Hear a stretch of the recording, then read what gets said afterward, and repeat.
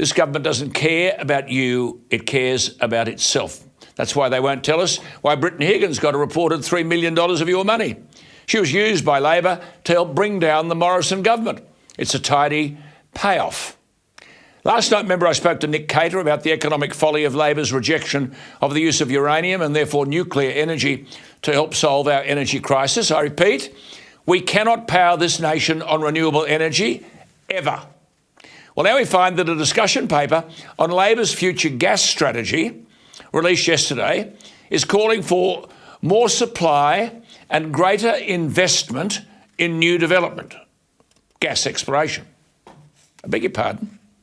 Who's going to invest in gas exploration when you face Woodside having a $16 billion gas project 400 kilometres off the West Australian coast being knocked off by a single judge in the federal court because a so-called traditional owner has said, one person, that she hadn't been consulted over the impact of Woodside's seismic testing and that the testing would disrupt the song lines of the whales.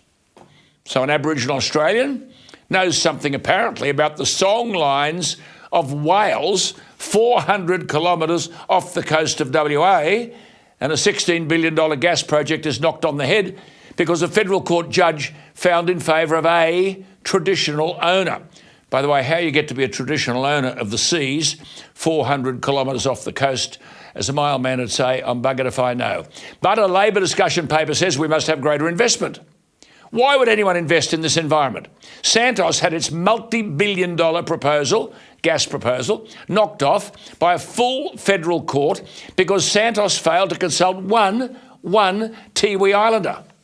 But the Santos project is 100 kilometres away from the Tiwi Islands. Santos had consulted several islanders through the Tiwi Land Council, but a full court of the federal court found that because Santos hadn't consulted one Aboriginal complainant, the gas project's off. Yet you've got a paper on Labor's future gas strategy saying Australia needs more supply and more investment. Tell that to the moon.